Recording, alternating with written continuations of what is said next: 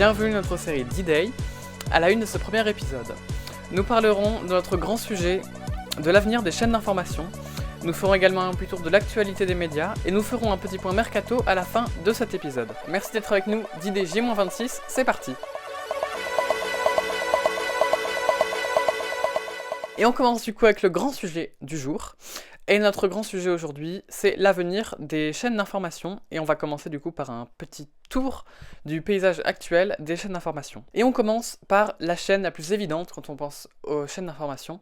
C'est BFM TV, qui est la chaîne d'information en continu la plus connue. Historiquement située au canal 15 de la TNT, elle a été fondée en 2005 par Alain Veil, qui est un important homme de médias. Elle est rachetée en 2015, 10 ans plus tard, par Patrick Drahi, qui est milliardaire, et son groupe Altis Media, qui va lui offrir pour la première fois son titre de première chaîne d'information. Elle va être également la première chaîne d'information à arriver sur la TNT, la télévision nationale terrestre, gratuite du coup. Elle est rachetée en 2024 par CMA Media, qui est le groupe d'information du franco-libanais Rodolphe Saadé. Elle souffre également de la concurrence de CNews, contre laquelle Saadé essaie de recruter de nouvelles stars pour tenter d'attirer de nouveaux téléspectateurs et de garder sa place, car elle n'est plus première aujourd'hui mais elle est deuxième, mais de retrouver sa première place. Et donc c'est ce mercato qui va nous occuper, du coup on va le voir dans les prochaines semaines. Son audience moyenne est de 2,7% de part de marché. CNews, historiquement iTélé, est une chaîne historique du groupe Canal+, créée en 1999 par le groupe Canal. Elle est d'abord payante, puis devient gratuite en 2005, lors de la création de la TNT et de l'ouverture du coup de ces nouveaux canaux. Elle a été la pouponnière de nombreux talents actuels du journalisme, tels que Léa Salamé, Nicolas Demorand, Maya Loquet ou encore Samuel Etienne, que l'on connaît maintenant plus sur Twitch. En 2016, le rachat du groupe Canal par Vincent Bolloré se fait sous très haute tension, avec la plus longue grève de l'audiovisuel français. Ça n'a jamais été revu depuis. À la suite de cette grève, la quasi-totalité des journalistes de la rédaction d'ITélé vont démissionner, et Vincent Bolloré va les remplacer par des journalistes et des rédacteurs en chef plus proches de ses idées. Il va également renommer la chaîne qui s'appelait donc iTélé en CNews, de façon à pouvoir faire des synergies entre les différentes chaînes du groupe Canal+. En 2024, elle dépasse BFM en audience et devient la première chaîne d'information de France, malgré que le titre soit contesté à cause du manque de professionnalisme dans le traitement de l'information.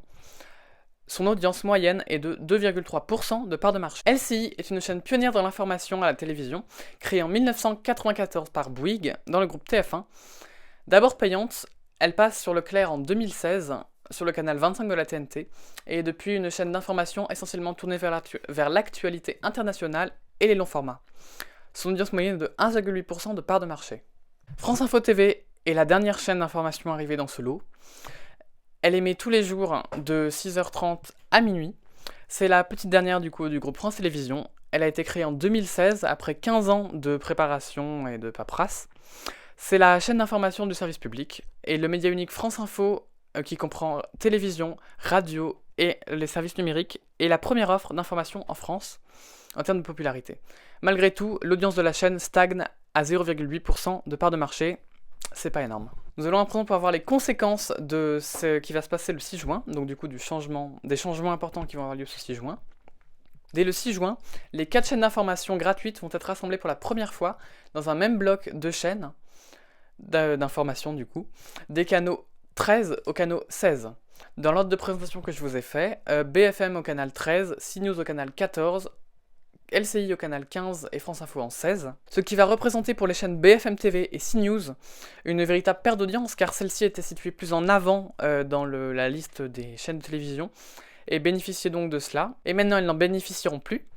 C'est donc une perte d'audience importante qui risque d'avoir lieu pour ces deux chaînes, au profit du coup des deux autres chaînes, que sont LCI et France Info, qui pourrait même prendre un point pour France Info en passant du canal 27 au canal 16. Donc c'est inédit dans l'histoire des changements télévisuels. Pour contrer cela, BFM TV et CNews vont devoir redoubler d'ingéniosité pour garder leur audience et éviter de perdre trop de téléspectateurs. La stratégie de BFM pour cela, c'est de tout miser sur les stars qui vont venir garnir son audience. On a entendu parler de Léa Salamé qui pourrait rejoindre BFM TV dans les prochaines semaines. Il y a évidemment Apolline de Malherbe et Maxime Switek qui sont les stars de la chaîne. Et on suivra bien entendu ce fameux mercato sur cette chaîne. Si vous vous abonnez, vous pouvez vous abonner d'ailleurs sur YouTube et sur Instagram. Alors que chez CNews, on mise beaucoup plus sur la fidélité des téléspectateurs. Ils vont dire beaucoup moins à craindre car ce sont des téléspectateurs effectivement très fidèles qui sont beaucoup plus accrochés à la marque CNews et au groupe Canal. Eux devraient donc beaucoup plus tenir le coup que BFM qui est beaucoup plus en danger à cause de ce changement. Ils étaient d'ailleurs vraiment contre ce changement et ce regroupement en un groupe de chaînes d'information. Et on enchaîne avec les titres de l'actualité. Cette semaine, on peut parler notamment dans l'actualité de l'élection du nouveau pape Léon XIV. Je vous refais pas toute l'histoire, vous en avez évidemment entendu parler. Ou alors il va falloir googler tout ça très rapidement. Depuis la mort de François, un déploiement de médias inédits et de journalistes sur le Vatican. Plus de 450 en tout ont été accrédités pour pouvoir rentrer dans le Vatican. C'est un événement qui s'est retrouvé du coup au cœur de l'actualité internationale ces 2 dernières semaines. On a vu un nombre incalculable de caméras et de perches tendues dans tous les sens sur cette fameuse place Saint-Pierre. Un balcon a même été dressé, on va vous montrer l'image, sur la place Saint-Pierre, duquel on a vu tous les duplex avec tous le même fond, c'était un peu boring mais bon. Et l'autre image qu'on a évidemment vu passer de nombreuses fois, qui a été vue sous tous les angles, c'est l'image de cette pauvre petite cheminée de laquelle est sortie de la fameuse fumée blanche, et des 3-4 goélands qu'il y avait derrière, car oui, c'était bien des goélands. Après 2-3 heures de débat et de décryptage sur BFM, pour savoir si c'était un goéland ou une mouette, on a pu savoir que c'était un goéland. Ils sont du coup devenus les meilleurs amis des commentateurs qui avaient rien à dire sur la cheminée. On a également vu le numéro collector du journal émis par le Vatican sur le pape et ce nouveau pape. Autre sujet, y a la sortie du livre La Meute sur la gestion de LFI par Jean-Luc Mélenchon. Je l'ai pas lu, visiblement ça a l'air d'avoir sorti de nouveaux trucs. On en a tellement entendu parler sur les plateaux que voilà. Rachida Dati sur Inter détruit la culture et le visuel public. Bon, sans commentaire, ça flemme. Hein. Globalement, elle a détruit le visuel public, elle a dit du mal de ce qu'elle en pensait de la culture. Pour une ministre de la culture, c'est pas spécialement bon signe. Cannes arrive, c'est la semaine prochaine. Cannes, ça commence quand Cannes, ça commence le 14, c'est mercredi qui arrive.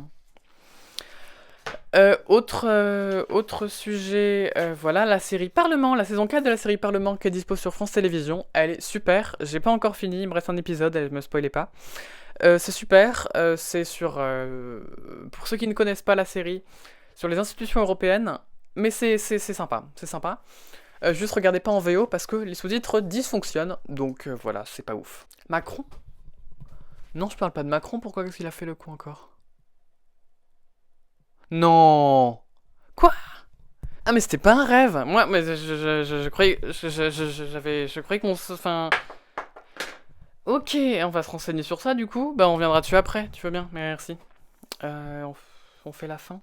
Non mais parce que j'avais rêvé de ça et je croyais que c'était un rêve. Enfin, je sais pas, j'ai dû entendre parler et ça m'a pas percuté et j'y ai réfléchi. Je croyais que c'était mon cerveau qui avait tout monté, mais non. Oh. Mais il va vraiment faire une soirée sur TF1. Et donc, petit retour sur l'affaire de Macron sur TF1. Ce sera mardi à 20h10. Le site n'est pas encore très instructif sur le sujet de cette soirée spéciale et sur le déroulement. On a seulement pu lire qu'il serait là pour répondre aux interrogations des Français sur les grands défis de la France et qu'il pourrait éventuellement annoncer un référendum. Ce sera présenté par Gilles Boulot ainsi que plusieurs personnalités qui l'interrogeront sur des sujets. Par exemple, Thibaut InShape, sans commentaire. Personnellement, pour mardi soir, je vous conseille sur France 2 l'ouverture du Festival de Cannes, évidemment. C'est à 19h, ainsi qu'un doc exceptionnel le soir même sur l'esclavage à 21h10. Et puisqu'on est dans les conseils télévision, on va continuer. Le lendemain, toujours sur France 2, il y a un super film, ça s'appelle Elle collée. Je suis en train de le voir, c'est génial, vraiment. Regardez-le, et c'est suivi de l'excellent documentaire Homo en France. Ce documentaire, je l'ai regardé plusieurs fois. Vraiment, à chaque fois, je suis en larmes. Il est génial. C'est poignant. Faut le regarder. C'est absolument sensationnel. Et c'est évidemment en replay. La soirée de mercredi est déjà toute en replay sur France Télé. France.tv, pardon, la plateforme. Jetez-vous dessus, allez-y. Le point mercato, du coup, et on commence avec Olivier Mine, qui quitte France Télévisions, où il était depuis de nombreuses années, pour partir sur le groupe M6, où il sera à la présentation de grands divertissements, dit la chaîne. On n'en sait pas plus, on verra ça du coup à la rentrée. Du coup, il quitte Fort Boyard, évidemment, et on verra qui le remplace. Je crois qu'on n'a pas encore d'informations. Non, on n'a pas encore d'informations sur, qui remplacera Olivier Mine sur qu'est-ce que je raconte sur Fort Boyard. Claude Askolovitch, qui officiait depuis 2017 sur France Inter dans les revues de presse de France Inter, des 2 matinales de France Inter, quittera son poste à la fin de la saison. C'est un départ important pour la chaîne, dont Claude Askolovitch est une figure importante et ses revues de presse très acceptées. Moi, je les écoute tous les matins personnellement. Il quittera donc son poste dès la fin de la saison et sera remplacé à la rentrée. Et Sonia Mabrouk ne quittera pas CNews Europe 1.